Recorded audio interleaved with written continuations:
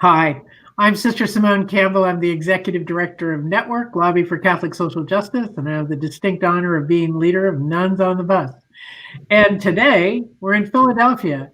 We're visiting the Women's Community Revitalization Project.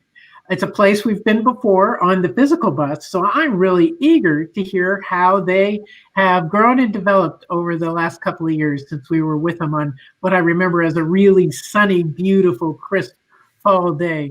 So today we're going to be joined by Laura Lichtesch, who's the executive director, and Lynette Trowick, who's a board member and a tenant at the Community Revitalization Project. So let's bring in our guests. Great. Welcome to both of you. I'm so excited to be in Philly to hear about the work that you're doing and to hear about how it has developed over the last couple of years, especially. So let's see, I don't know, we can just do this informally as conversation and make this happen because I'm super curious.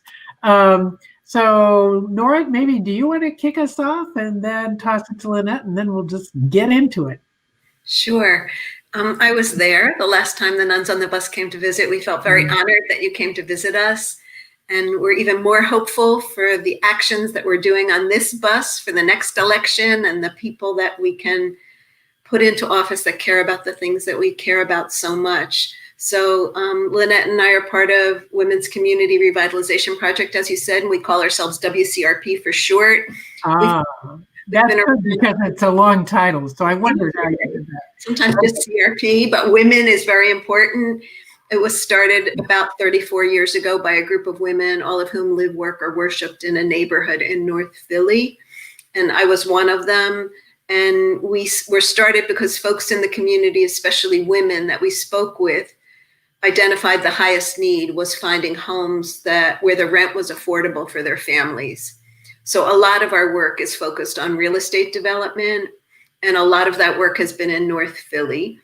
But the second half of our mission, besides building buildings, we've built about 300 homes. We have another 100 in the pipeline. 35 are going to be leased up in about a month. And we've built childcare centers and healthcare centers and office buildings for nonprofits and kind of help the world understand real estate development from the perspective of a group like ours that learned everything the hard way. But the second half of our mission was about building something equally as important, which is leadership of all of us who are doing this work, but with a special focus on people who are experiencing the issues. And that leadership comes about from running the organization, from helping to design our houses and understanding how all the financing of the houses work and the financing of the organization, but mainly through organizing campaigns.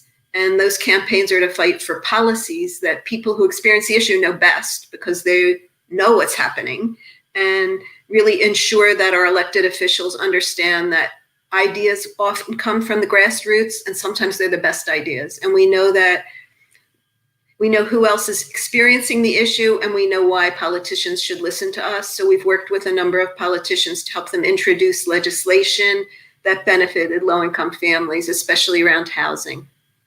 Wow. Well, that really strikes me, Nora, because yesterday we did a site visit at Homeboys Industries in Los Angeles, and they're an anti-gang activity that got amazing work that they're doing at dismantling gangs and post-gang work.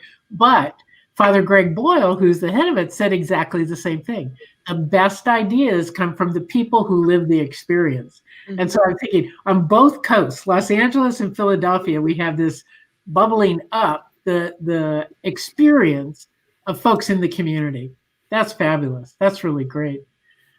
So Lynette, talk to me about how you're connected. You're in the community and you're on the board. So talk to me about this. What stirs your passion? So what stirs my passion is the fact that I am in the community. I was affected by a lot of the issues that WCRP kind of attacks, So I kind of came into this whole loop very organically. I was referred to WCRP's board initially. And, just to talk about what WCRP's mission was and different things like that. So after coming to a couple of meetings, I actually shared my housing situation. You know, I was facing a housing situation. We have a household of 10. So Whoa. yeah, 10. Whoa. That's 10. So it's my husband, myself, my sister, and 9 children. So I mean, yeah, excuse me, no, myself, my sister, and 7 children. But you know, you might as well count my sister as an Oh, extra. wow. Oh, wow. So Yeah. everybody's children, whatever. So, but you know, and at the time we were actually looking for housing. We were trying to move out of the neighborhood we were in, just for different reasons. The house that we were staying in was kind of falling apart. You know, it was an older house. We were renting from an older lady, things like that. But everywhere we found was way out of our budget. You know, 1300 to about $1,500 $1,600 to rent a property big enough for a family of 10. You know, so it wasn't but so much. It's not but so much compromising you can do with the big family. You know, if it was just Right. us Exactly. and, you know, 3 kids or something like that, you might be able to try to say, oh, maybe we can do a 2-bedroom, but we needed 4 bedrooms and we need more than that. But you know, but to be comfortable, we at least needed 4. So rent was just outrageous. And I shared that, you know, even with a two parent household, you know, two incomes in a household, I shared with the people who were at the meeting, the attendees on the board, and I was pulled to the side afterward and said, well, listen, I think we may have a property available for you. So, you know, this whole Wow. going to the board and learning about what WCRP actually stood for, the things that they were helping with within the community, and all the way until now becoming tenants. We've been here a little over a year, and it's just been such a huge blessing, you know, to just be a part of the community and continue to learn and grow with WCRP, and even be part of the decision making and be a part of the change. So not just having to sit back and watch all of the action go on, but to be in the midst of making the action happen has been so instrumental to me, you know, building up leadership skills and knowing that I'm a part of something that where the people actually care has been awesome. So Amen. Amen. yeah. Well, as you're talking, Lynette, I remember when we were there a couple years ago and we were standing out on the sidewalk out by the townhouses, and you all were pointing out, oh, the problem down the block and what you were trying to do. And then over there's this other concern about some property. And I remember that so vividly, that your commitment to the neighborhood, it grounds you all in a specific area, and it's not like some outside developers coming in, but that Yeah. you all who are neighborhood people are making a difference. So thank you for lifting that up. And Nora, I want you to talk a bit about how have you been able to pull this off, because so many places have not been able to really ground it in community, ground it in relationship. And as I recall, you've got some great ways of holding property, checking on things. Yeah. Tell us your secrets. So there's a few ways that were pretty unusual, and many people look at it and don't understand it or say that it doesn't go together. But I just want to say we are very place-based, but we have been gentrified out of a place where we worked for 30 years. And through our organizing have been invited into other neighborhoods, but we don't go into other neighborhoods without doing deep listening and really working with many, many organizations to see if in fact they do want us to come into the neighborhood. And so we're pretty deeply grounded in North Philly where Lynette lives, and also very close to where Lynette lives is where the Nuns on the Bus, where you went a few years ago. And that was actually our first community land trust project. So one of the things we see is that it's really important to create affordability, but keeping affordability over the long term is really important, especially as it relates to gentrification. I want to take another step back for a minute and say we see things fitting together, that the physical development really attracts a lot of people. It didn't attract Lynette at first, but it ended up serving Lynette, the fact that we have homes, right? But many, many women get involved, and other folks, we don't discriminate, because we have affordable housing. And that immediate self-interest of getting a place for yourself and your family that is in good shape, that you can afford, that is safe, is very important. The next step to that is what we find with some folks.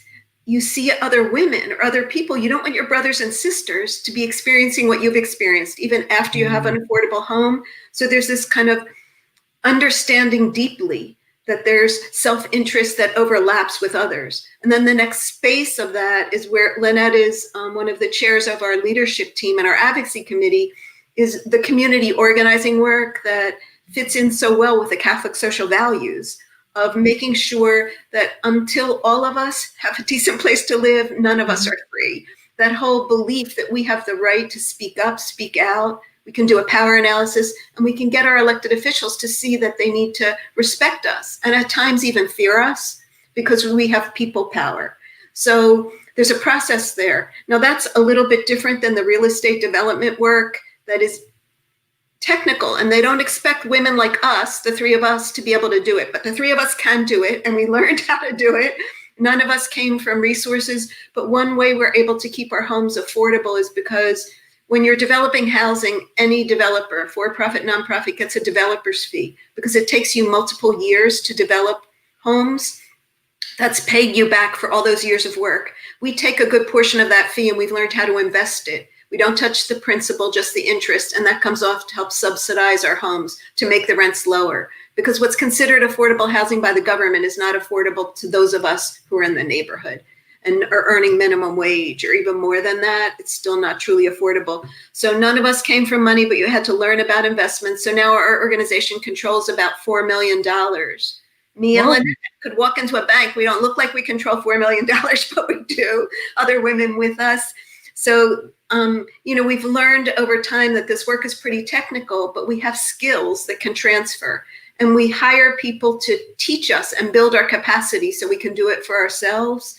So that's how we've built 300 homes, and we manage them, operate them. It's not so easy, but people are doing their best. Oh my gosh, that's fantastic. And Lynette, I'm really curious if you're doing the organizing advocacy side of things. Can you give us an example of something that you've worked on that the community came together about, that you care about? Sure. So with the advocacy part, I've always been an advocate. Well, I've been in advocacy, I want to say now about 12 or 13 years in different aspects. So I started out with advocacy in the HIV field. So I did a lot of advocacy, advocating for women who are living with HIV. So I've always done a lot of work around women and families and, supportive services with the community and things like that.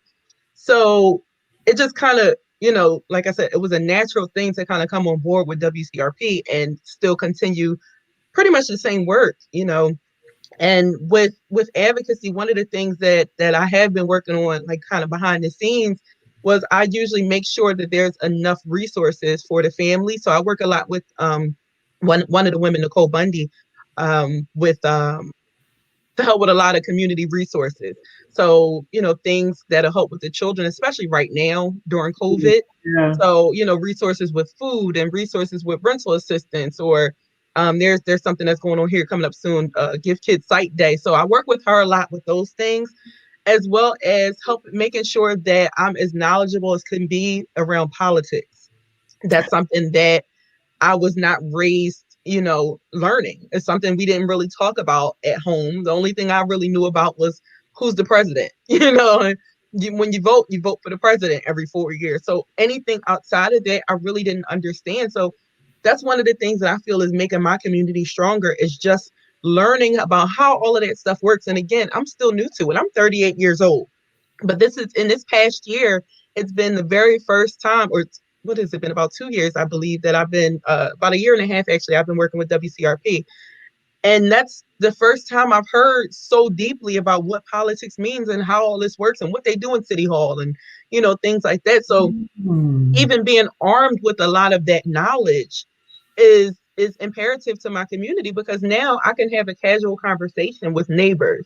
Hey, are you voting this year? And even outside of presidential elections, why should you vote you know, Right. in all the other years as well, you know. So and I feel like those things are the things that help to build up my community.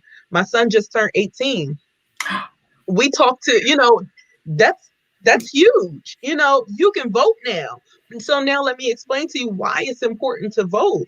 You know, so it's been, those are the things that I feel, you know, me being connected with WCRP is helping with my community. And one of the things that Nora said earlier that really hit home for me was that deep listening.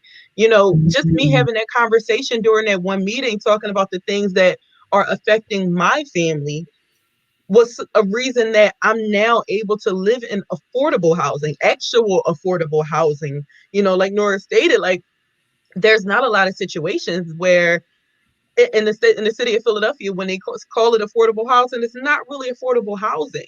You know, between my husband and I, it doesn't even really, at this point, we can make 80, 90, $100,000 a year, but in a household of 9, they're still really not going to go but so Yeah. far, Yeah. you know. Right. So, but Whoa. we're excluded from a lot of programs because of a 2-parent house, you know, because of we both have income. So that deep listening, I feel, is a very intricate part, and just knowing that WCRP doesn't just make decisions and go after it or go purchase properties and I'm just going to build here no matter what you feel about it.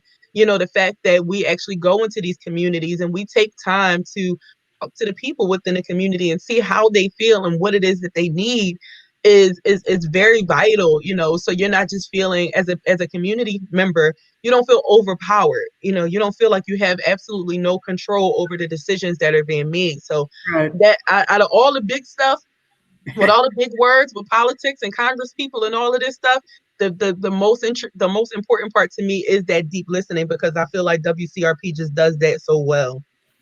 Well, I'm really moved to say this. I haven't said this. I don't think I've said this out loud yet, but I've got a proposal into some of the politicians at the federal level. I'm proposing an office of public listening because I so agree with you that it is critical that we listen to each other if we're going to ever get any place and not just have the dollar as the, you know, the determining factor or who's got the most dollars or the most political clout. So, and it's all about how do we build community? And Yeah. and in communities that have been torn apart in so many ways, we've got to find a way to come back together. Wow. Oh, I love it. I love it. Deep listening. Can I use you as one of my footnotes in my proposal, Lynette? Oh yes, of course. Of course. Oh my gosh, that's fantastic. And as you listen to the communities, what kind of issues bubble up for you? I hear affordability. I hear that. And also I hear a bit about quality. Is that the quality of housing? Is that a big issue? Or what else are you hearing as you listen? Can I go, Lynette? Is it okay? Yeah. Yes, of course. So, you know, what we're seeing in Philadelphia is very different than many big cities because there are so many people with incomes that are not high enough to afford housing. And so as prices go up, that really, really affects people, both renters and homeowners. So what we've heard in both disinvested and gentrifying neighborhoods is that low-income homeowners don't have enough money to keep their houses up. And when it's a neighborhood that is being targeted by market rate developers, people are coming in, offer you cash. You don't necessarily have another place to go to, but you can't keep your house up. I think what's happening right now during the pandemic is in Philly, the city budget is pretty much funded through wage tax. And more folks are losing jobs, losing hours. Almost 80% of WCRP's 300 families either lost hours or jobs. So it's happening throughout the city. Say that again, Nora. How much? 80% of those 300 families either lost hours or jobs. For some people, they didn't have childcare. So it wasn't that they got laid off, but they had to stay home with their kids because the childcare centers, you know, schools are not really open. But across the city, I think many people are losing income. And so right now, the city has very little money, and sometimes they try to balance their budget, I'll say, on our backs. And we recently fought a big campaign to win back some money that we had already won because the mayor threatened to take it from affordable housing. But our next campaign, What you need to create affordable housing or to preserve affordable housing is money and land. And so we don't think now is necessarily the right time to fight for new money because the city has so little of it and because a lot is changing in the economy. But the city owns 6,000 parcels of vacant land, city-owned property, because our city wasn't always bustling and gentrified. And so the city owns 6,000 of them. And some of us in our coalition fought for a land bank, which is not working. In the last 7 years, they've given out 400 parcels out of the 6,000 that they own. So our next campaign, and I know this is going to be coming up in your committee very shortly, Lynette, talking more about this, but is going to be fighting for our fair share.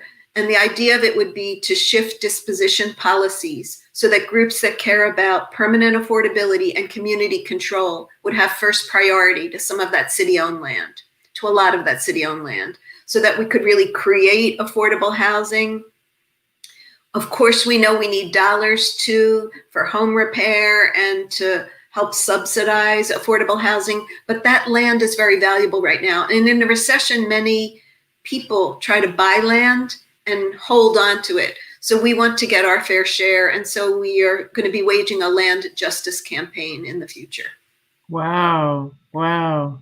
I know we heard about a similar effort, a little similar up in Detroit through, I've forgotten the name of the church, but this amazing work being done, trying to get a piece of the, so many of the abandoned homes had been demolished in Detroit that they ended up with 3 square blocks that they were then able to develop with tiny homes, actually, and create communities with tiny homes. And that led to home ownership on the part of the after a variety of steps. But it's that idea of it's our city.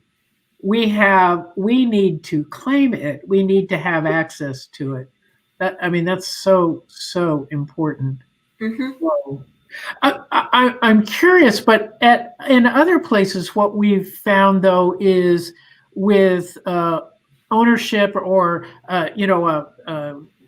your system with the land trust and then protected affordable housing really creates community. Are you having trouble in these communities with accessing things like grocery stores or other necessary services to serve the community, or has that not been so much of an issue for you all? Do you want to talk about it in your neighborhood, Lynette? Sure, I could definitely talk about it in my neighborhood. I know that my neighborhood is definitely what's called a food desert. We have a lot of, corner stores, bodegas, whatever it is you call them, Right. Smaller convenience stores that we can go into, but things are really expensive and you can't really find much healthy stuff, especially if you're not driving. There is a supermarket I can drive to that's maybe about a 15-minute drive, Wow. but, and again, if you're not driving, that's probably not, you can't walk there or you have to take a couple of buses to get there, so it's not really that convenient. So as far as food services, it's not really good. I know that pharmacy is pretty good because there's a lot of delivery services from them. However, I know with like the recent events between with the looting, it was really bad at that time. A lot of things in our area were closed, and that caused a lot of issues in our area because, I know I faced one issue where it was something as small as I need cat litter. I couldn't find it anywhere, even driving. I wound up having to go to Delaware literally for cat litter. Oh my God. Yeah, so it was, it was really, it's really tough. It can be really tough. And like I said, I see a lot of the children in the neighborhood, eating a lot of stuff that I know is not really that healthy, but it's because we really don't have a lot of access to certain things in the neighborhood. However, I did have a meeting, or I attended a meeting with the pastor of a local church who's trying to change some things, open up some healthy options, some places for healthy options actually close to the neighborhood, which would be amazing.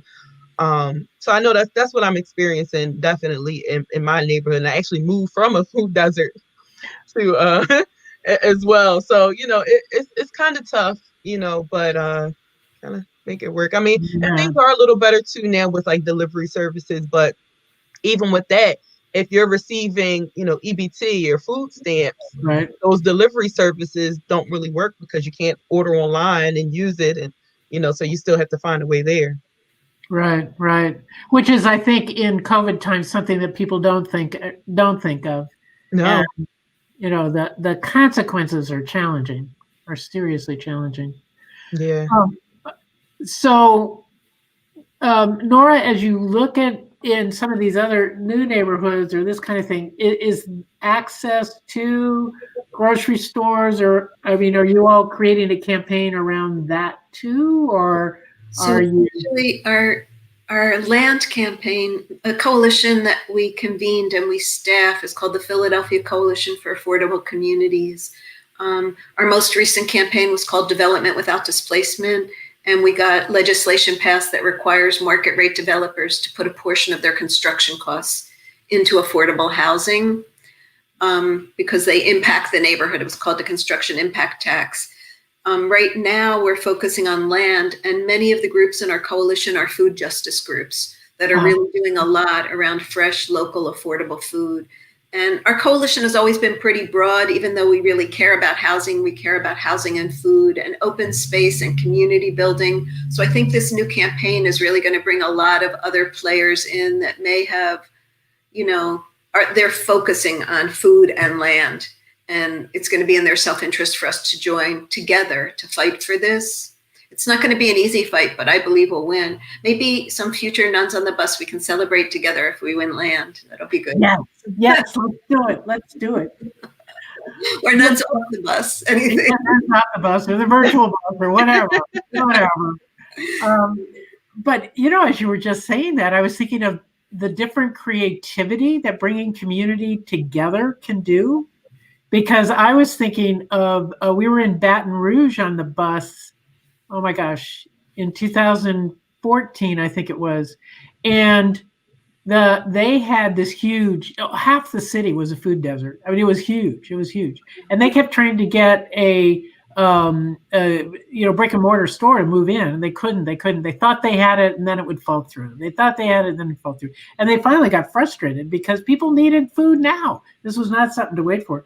But these creative folks, this is where community organizing and getting a variety of folks at the table, these folks came up with the idea that they got the transit authority on Saturdays to run a bus from a couple of designated stops nonstop to the grocery store. Wow. Great. And then people could go to the grocery store. And as you were saying this, Lynette, is kind of what started my mind down this track, 15-minute drive away, direct to the grocery store from fixed stops, and then a fixed schedule for coming back on Saturday. And I said to them, how did you ever think of doing this? And they said, well, it's what the gambling casinos do. Wow, that's true. And then they bring them back. And then their next campaign was going to be to get the grocery store to pay the cost. So because the grocery store was benefiting from having all these people come. So it's creativity that can, get people going. That there's got to be more than one way to ensure that our people have access to food, to healthy food in our world. But anyway, so a little word from Baton Rouge, Louisiana, learning from casinos. What a hoot. I think the broader the coalition and the clearer the self-interest is, like there are many groups that have self-interest with us. Many times the for-profit developers would like to see things change around land too. And we can work together, not as adversaries, because our targets are often the elected officials. And we need to make sure that they're listening and they understand that they should be allies with us. So our coalition includes faith, labor, disability rights, food justice groups, as well as groups that really care about housing. Wow, that's fantastic. And you're absolutely right, Nora, that the broader the coalition, it's sometimes hard to hold it together, right? Right coalitions, it can be challenging. But if you can manage to focus on mission and have a shared mission, then you can move forward and make change. That's so important, so important. Okay, well, Now, okay, so this is about the future, about the projects, about where you're going, what's happening. Can you talk a bit about how you do management of, I mean, 300 units, that's a lot to keep track of. And Lynette, you live in one of these communities. So what's it like to, and you say you do some of the service piece, help a committee to help that. But how do you work to keep community in your local area? What's your secret? Tell me. You know what? And I think that it's not even a secret of mine. I think that because WCRP works so well with the interviewing process and just the whole intake process when it comes to the families moving into the units, there's kind of a sense of community anyway. Actually, on the application, there's questions about like how are you involved in your current community or different things like that. So we actually had conversations around that before I was even able to move in. So I think that they do such a great job on that front end. So even now in this community, I didn't feel like much of an outsider when I moved in. One of the things that my children were so excited about when we actually came to see the property was that other children were outside playing. Where they were like, oh my God, it's kids. We moved from a neighborhood that had children, but the difference was there we just lived in a house. Here we have a home. Wow. So to me, that was such a huge difference. There we just kind of came and went. I could probably name one or maybe two neighbors. We lived there for 5 years. There was really no sense of community there. We just stayed in this house. My children went outside. They may see a friend or two, even though they went to school right around the corner from the house. It still was not a sense of community there. Here, I think my children might be the only children that go to the school that they go to, but they still all get along. I can trust that my children, when they go outside to play, all of the kids are playing together. The parents talk. We share resources. So WCRP overall may share resources, through technology, sending out emails and different things like that. But we also talk to each other and share resources. Since a lot of the neighbors know I'm into fitness and nutrition, they'll pull me to the side and we talk about things like that. Who's going to the gym? You want to come? I'll take the kids sometimes. So different things like that is what I feel helps out with the sense of community. Like I said, their front end stuff that WCRP does, and just us being able to come together and talk about different things. Birthday parties, the neighbors invite all the kids, or all the neighborhood kids will be in one person's house. My door, we have another party coming up. It's a surprise. So all the kids will come, so everybody just kind of gets along. And I think, like I said, the application process and the fact that kids only know what you teach them. So they come in kind of loving each other anyway, sharing toys. And here, you want some of my chips? And stuff like that just kind of naturally happens with them. So it also forces the parents to talk to each other. I can't dislike you if my kid is going to be talking to your kid. Absolutely. Absolutely. So yeah, I think it's just really, really awesome. Everybody knows me. My husband, he actually does census. So when he goes around and he talks to the neighbors and he's knocking on the doors, I think he told me, one of the neighbors told him, "Oh, your wife is the one that always gives out clothes and food." Because I'm just that person. I sent food, and when my children or myself, we outgrow clothes or things like that that's still in pretty good condition, I'll fold the stuff up and sit it out in boxes. Or we always get food from the schools and produce from churches and things like that in the area. I'll just sit that stuff right outside, and the neighbors will just come. They already know if it's sitting outside, they know it's for them. So those kind of things just kind of bring a sense of community. We just kind of all work together, and it's pretty awesome to, like I said, it's a big difference between living in a house and being, having a home in a community. Amen. That's such an important difference. Yeah. So I love hearing Lynette talk about this. And it feels really good. I just want to state that there's some healthy tensions in the work that we do. And as long as you can hold them in a healthy place, it's hard. But so there are 3 tenants who are on the board, and many women who themselves could be tenants but are living other places. And when you're on the board, you're representing all of WCRP, but there are times in people's lives when they really are not able to pay rent, and they're trying, and everyone is trying. But the truth is, if there is a long enough period of not paying rent, we've raised a lot of money during COVID, so this will not happen. But in general, the only way we can pay our bills is if the rent is paid. So you could be my boss on the board and get evicted. We're never going to evict you, Lynette. But do you know? In terms of the supportive services work, there's almost like a firewall between the support that is provided to families, and their goals from our staff are to ensure that there's stability, housing stability and support, and that women get to meet their own goals, whatever they are, in addition to getting affordable housing. Property management staff, their job is to make sure that we live up to our own lease requirements. We give what we promise to our tenants, and our tenants give what they promise to us. And so property management is looking from a different vantage point than the staff that do support for families. The same with organizing. With organizing, we may want to hold a particular elected official's feet to the fire. That elected official may be someone that we're counting on to ensure that we can get a zoning variance, because often we need zoning variances in order to really just build in Philly, to build affordable housing. There's often a variance required because of the way we build accessible units, people for wheelchairs.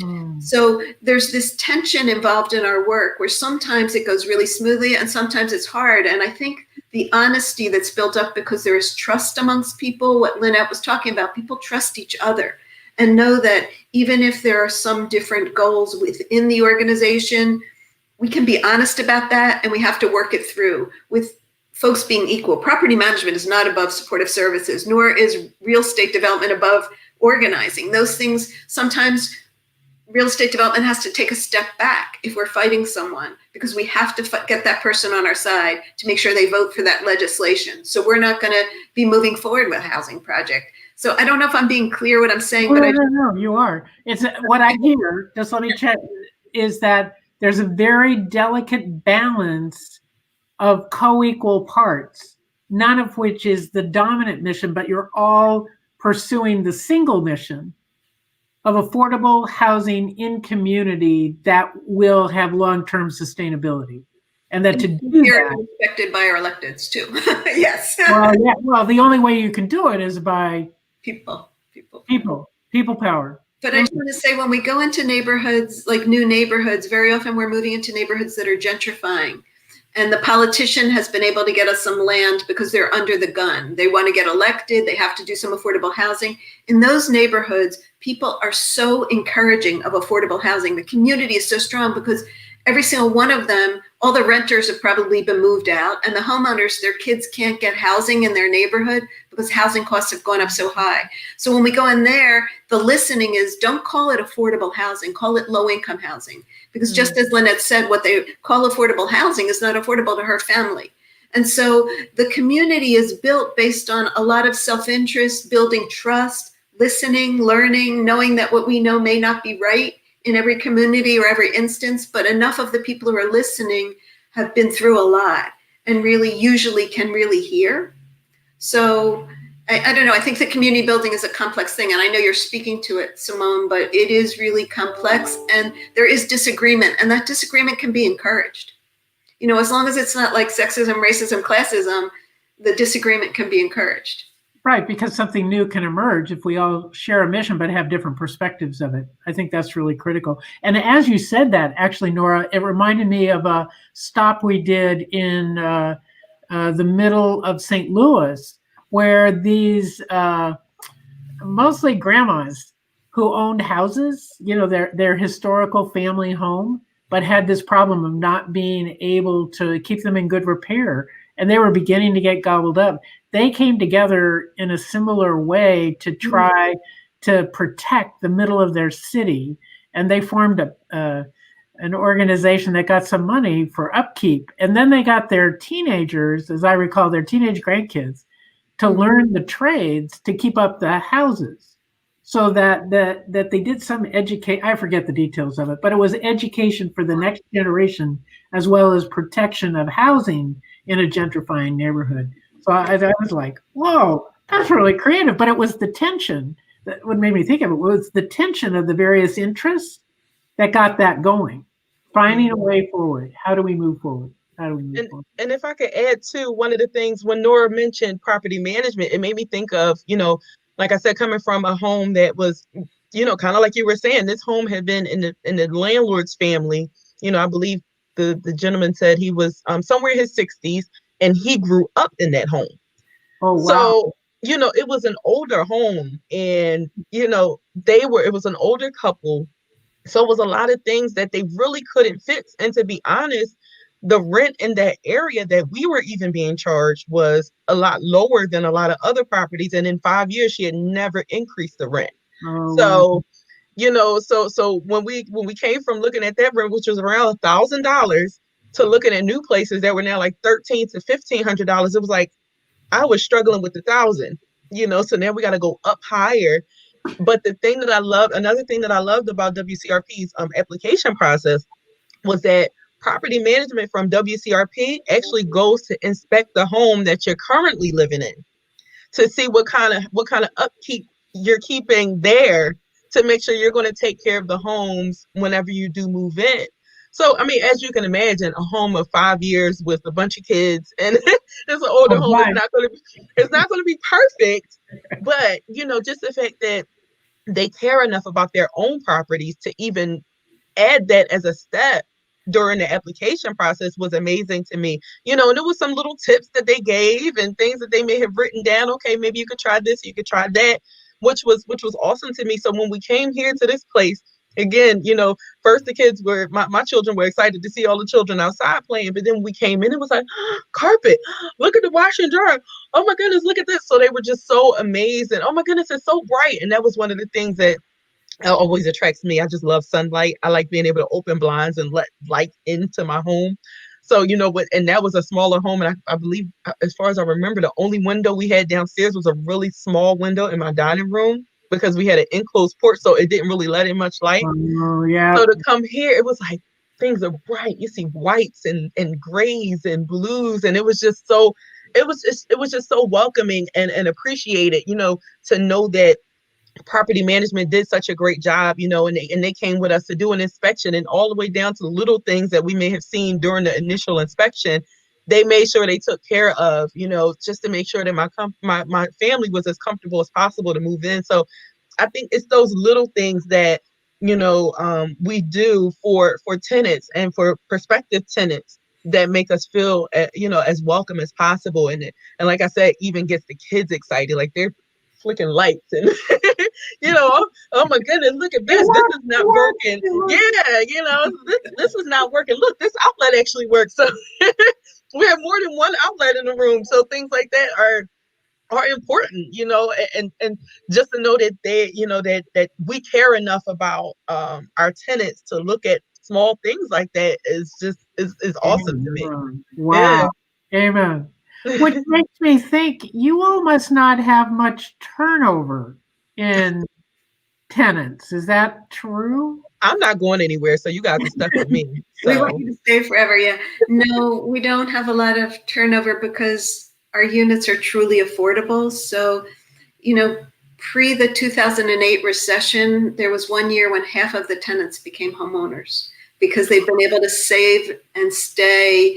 And, you can stay in the units irrespective of your income. Initially, you have to be income eligible. And when we lease up, Lynette's family's income is higher, but most of our tenants, when they lease up, the average income is $14,000 or less. Many tenants, it's much less.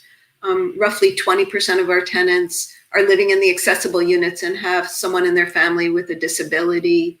So some people are on SSI or receiving other kinds of public benefits, but people stick with us.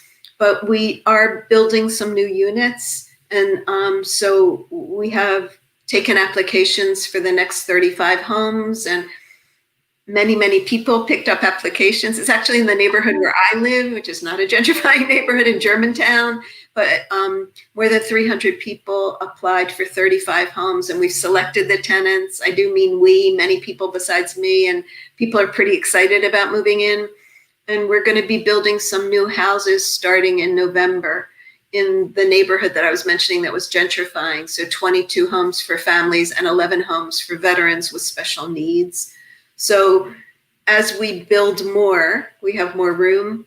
So there are people who move on for reasons that they don't need subsidized housing anymore, but a lot of people stay with us. And, it is a community. Yeah, well, the community is really evident. And Lynette, I mean, you might decide to move, but I bet your kids don't. I mean, Yeah. moving together.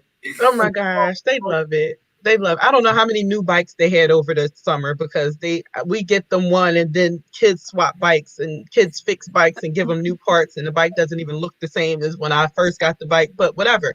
But just knowing that even that, there's a guy up the street that fixes bikes and he'll come knocking on the door. Is your son home?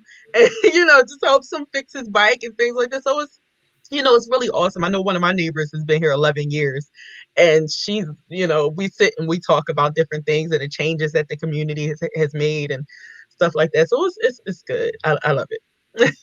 Your houses were built 11 years ago. Yeah, and that's exactly. And that's when she moved. Yeah. Yes.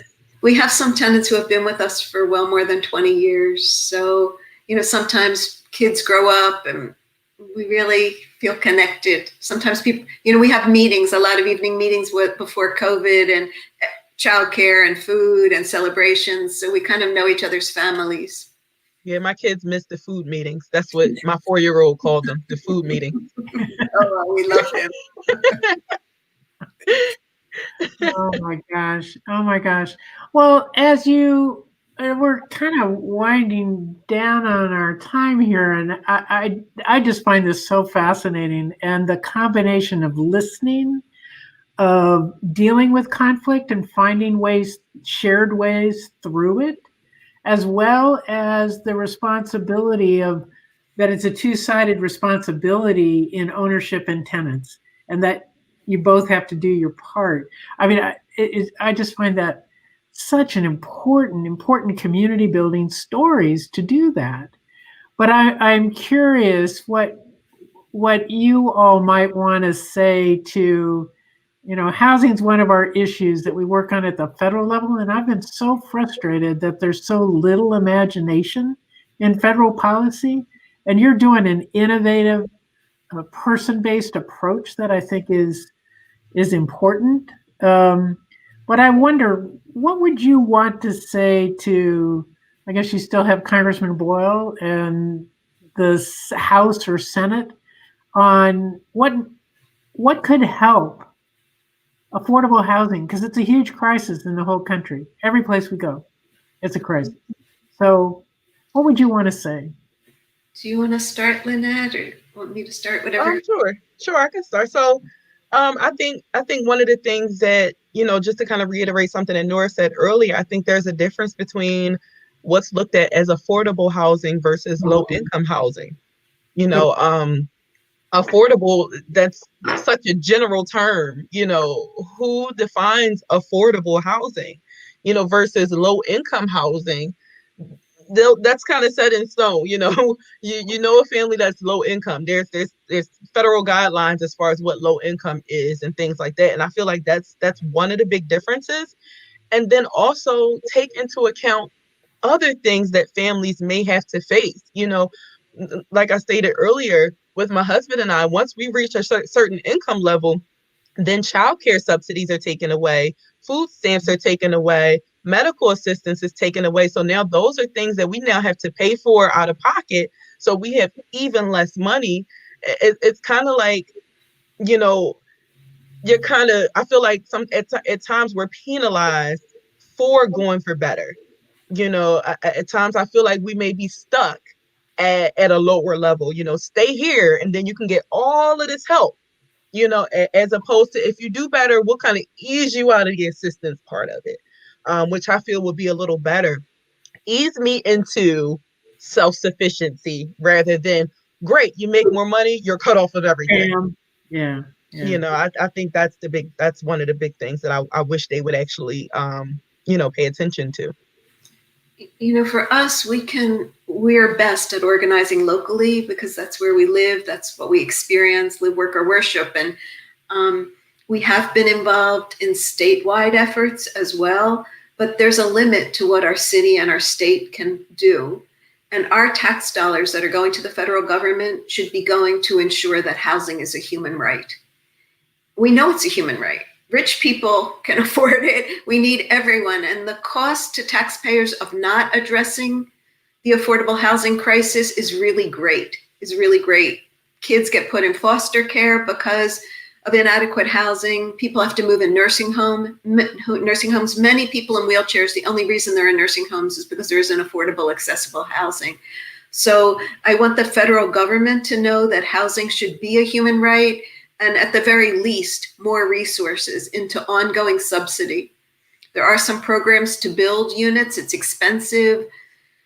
We need more funding to build, people call it like low-income housing tax credit programs and other programs for home repair, but we really need operating subsidies so that families like Lynette's and others families that have less resources can afford to live there, and we can pay the regular bills that we have in affordable housing that have to be paid in order to make sure that the housing is strong and good and stays good. And yeah, I think that there are some people right now who are running on a campaign of being willing to put money into vouchers and ongoing subsidy, more money into helping people pay their rent. And that's definitely what we need from the federal government.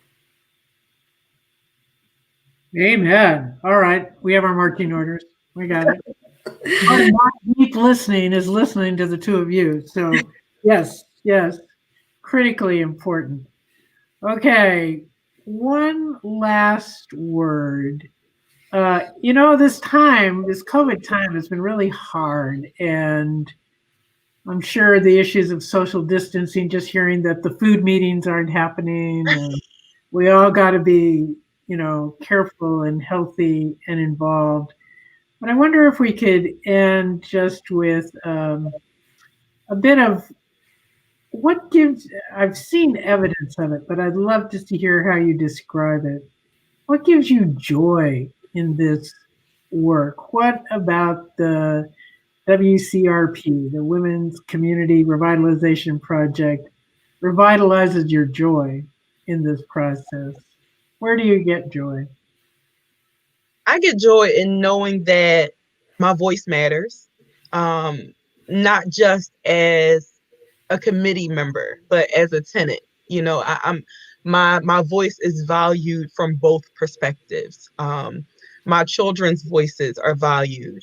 They tell me things and I'm able to pass it on, as a tenant, and then I'm also able to contribute it as a committee member. That's very awesome for me. And then also, like I said earlier, knowing that we have a home, this is somewhere that my children have to be literally all day, every day right now because of COVID, and if I felt like I was still in the property that I was in, they may not be as successful as they are right now. The fact that they're comfortable, the fact that I can go, what I do, I love going downstairs in the morning and I open up my front door and I open up the blinds and, I like letting in the sunlight and I turn on my little candle warmer. I'm able to create this environment for them, somewhere where they're safe and somewhere where they're comfortable and they are getting that sunlight, which we know is a natural mood booster. They have space to all sit at the dining room table and just different things like that. Is something that is making them successful in these very, very, very challenging days. And they're not my only students. My husband and I are both in college as well. So we're all in this house taking courses, but it's somewhere. I'm in my bedroom right now, but it's somewhere we're comfortable, where we have a space and we know that we don't have to worry about where we're going to live next month because COVID has changed income. COVID has impacted our income. I'm used to traveling and making a nice amount of income, but I can't do that right now. And but knowing that I don't have to worry about where, my children and I are going to have to sleep next month or, Wow. I don't have to, of course we have to pay rent, but it's not a stress factor. I don't have my landlord calling me every 5 minutes saying, when you're going to pay the rent, and trying to figure out do I pay rent this month, or do I buy food, or do I pay rent, or do I pay for, make sure the gas is on? That's not a big concern for me. So that's been very, very comforting right now during COVID, especially during COVID. Definitely before that, but especially during COVID, where a lot of things are out of my control and I'm not used to not being in control of stuff. But the reality is most of us are not in control of things. Next month, it's like, we don't know what's happening next month. So to know that I'm taken care of and my family is taken care of, and that's not something that I have to worry about, is definitely revitalizing to my spirit. Wow, Lynette, revitalizes mine just hearing it. Nora, what would you add? I think the thing that brings me a lot of joy is a kind of solidarity and winning in solidarity. So I mentioned the mayor tried to steal some money, and we had socially distanced actions. We were there together, and we won back even more than he had taken away. I think there's something about starting a new campaign around land justice, all of us together, feeling our power, our voice, and our power. It brings me a lot of joy. Wow. All right. I'm going to hold on to both of those. And you both have brought me joy today. So thank you so, so much for being engaged community people, but for your work at the Women's Community Revitalization Project. I mean, it's so clear. You're not just revitalizing neighborhoods, you're revitalizing people, and you're revitalizing politicians, is my hunch, too. So we want to thank Nuns on the Bus and Network and all the work that you do, too. Thank you for serving us. Thank you. I think we're sort of like Johnny Appleseed. We just get to pick up these seeds of information and knowledge, and we'll travel on down our virtual highway and share your story. Make sure that people know that through deep listening, communal commitment, conversation across differences, you too can make a difference in your community. Thank you so much, Nora and Lynette. You're great emissaries for your work. Thank you so much. And Simone's a great name. It's one of my daughters. It's my daughter's middle name too. So I just wanted to let you know that. I love it. We don't meet too many of them, but I love it. That's great. Bye. Bye.